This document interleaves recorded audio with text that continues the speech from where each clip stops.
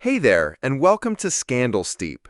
Taraji P. Henson's tear-streaked moment on a recent press tour felt like a dam finally giving way.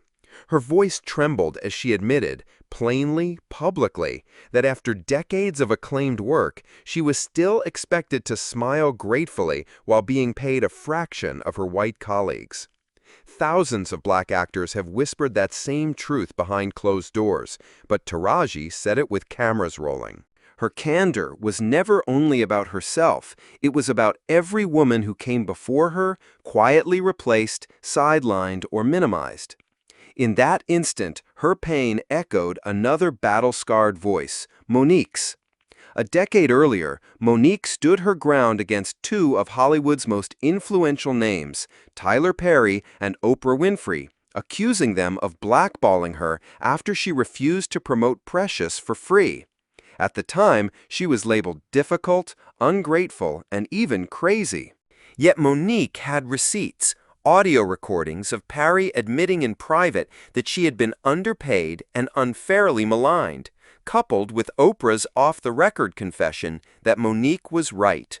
Neither ever said so publicly. The cost of telling the truth, Monique learned, is isolation.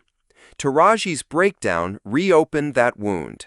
Fans asked how two respected actresses from different generations could share the same wound. The answer lies in Hollywood's time-honored tools of gaslighting and gatekeeping. When black women insist on fair pay or demand accountability, the machinery of power moves swiftly to discredit them. The rumor mill kicks in, managers stop returning calls, and projects evaporate. It happened to Monique. Taraji sensed it happening to her in real time. Monique's clash with Tyler Perry stands at the center of this saga. According to recorded phone calls, Perry offered her millions on a future project if she would travel overseas to promote Precious without additional compensation. She refused, noting that white actors were not asked to do free labor. Perry, she says, warned her it would complicate things. Complicate things it did. Soon, the word in boardrooms was that Monique was hard to work with. She became persona non grata at studios that had once courted her. Years later, the tapes surfaced. Perry's own voice confirmed that he had helped spread the myth of Monique's unprofessionalism. While Perry's admission might have exonerated her, public contrition never followed. Oprah, who had invited Monique's estranged family onto her show without consent, turning private trauma into daytime spectacle, quietly told Monique she understood the betrayal but declined to say so on air. Lee Daniels, another power player, eventually apologized and rehired her, but by then the damage was done. Monique's case became a cautionary tale. A black woman who names names can watch the industry close ranks in real time. The web grows still more tangled when Sean Diddy Combs enters the frame. Both Tyler Perry and Oprah have been linked, socially and professionally, to Diddy, whose star-studded parties were rumored to be the stuff of legend long before recent federal lawsuits painted them as sites of exploitation. Singer Jaguar Wright has alleged that Perry and Winfrey were regulars at these exclusive gatherings, where silence and loyalty were prized above all else. In that light, Monique's ostracism takes on a different hue. She was challenging not just one director or one mogul, but a whole constellation of friends who protected one another. Christian Keys, an actor who once praised Perry as a mentor, shocked fans with a 2024 video in which he hinted that a beloved brother figure had stalked and harassed him for years. He vowed to testify if anything happened to him, claiming he had entrusted evidence to a lawyer. Keys never said Perry's name outright, but the internet filled in the blanks. Neither Perry nor Oprah addressed the allegations. The silence felt familiar. Oprah's pattern of proximity to powerful, later disgraced men extends further back. She lauded Harvey Weinstein for years, appearing arm in arm with him at premieres and introducing young black actresses to him as a trusted gatekeeper. When Weinstein's abuses exploded into public view, Oprah offered a carefully worded statement about a pivotal moment for women's voices, never an apology for her role in burnishing his reputation.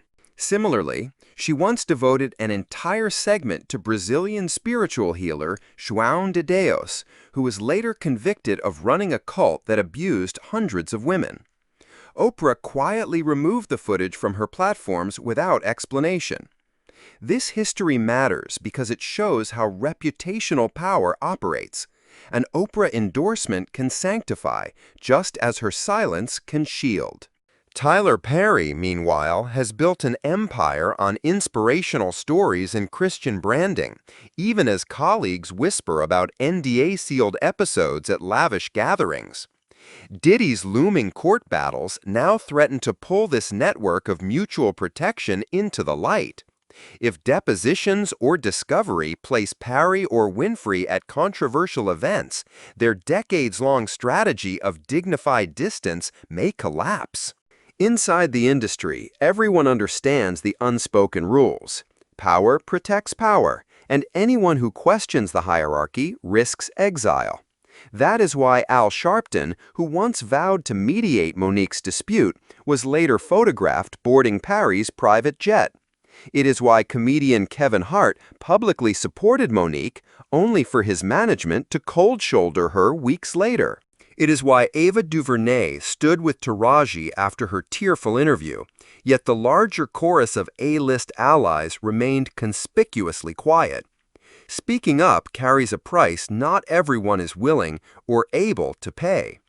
Taraji's moment arrives in this charged atmosphere.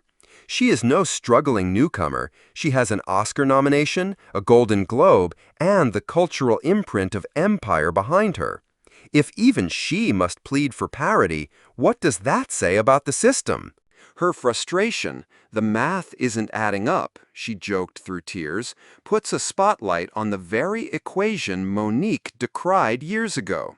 Hollywood applauds the resilience of black women while insisting they accept discounted dignity. The hypocrisy is especially stark around The Color Purple, a film marketed as a celebration of black womanhood. Taraji was handpicked for the project and never auditioned, yet still had to fight for every dollar. During the promotional tour, she and Queen Latifah spent as much time highlighting industry inequity as they did praising the movie. Inflation may be soaring, Taraji noted, but black actors' salaries remain stubbornly flat. Her lament was a mirror held up to the business that touts diversity on billboards while shortchanging the very faces it celebrates. What makes this crossroads unprecedented is the convergence of voices.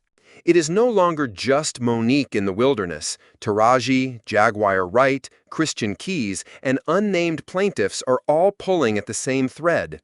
Court filings, podcast confessions, and leaked audio, each piece chips away at the facade of invincibility surrounding Hollywood's gatekeepers.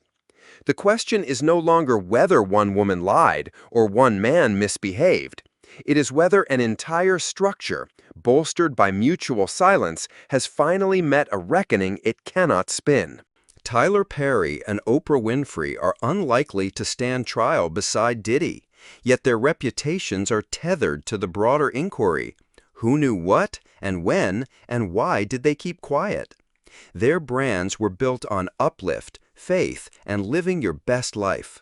Those slogans ring hollow if they mask complicity. As depositions loom and more insiders weigh the cost of keeping secrets, the public's patience for dignified non-statements is evaporating. Hollywood likes neat endings, but the real conclusion is still unwritten. Will powerful allies step up, or will they retreat behind rehearsed statements about healing and moving forward? Will apologies remain private while endorsements stay public? Taraji and Monique have done their part. They have risked careers and reputations to reveal a truth as old as show business. Power concedes nothing without a fight, and the people who benefit most are the last to admit the game was rigged. For the rest of us, viewers, voters, dreamers, the coming months offer a chance to watch accountability define itself in real time. Names that once evoked unquestioned admiration now evoke complicated conversations about loyalty, exploitation, and the price of silence. If the industry chooses transformation over damage control, it will be because women like Monique and Taraji P. Henson refuse to accept the old math. They did the arithmetic out loud, and now everyone else has to show their work.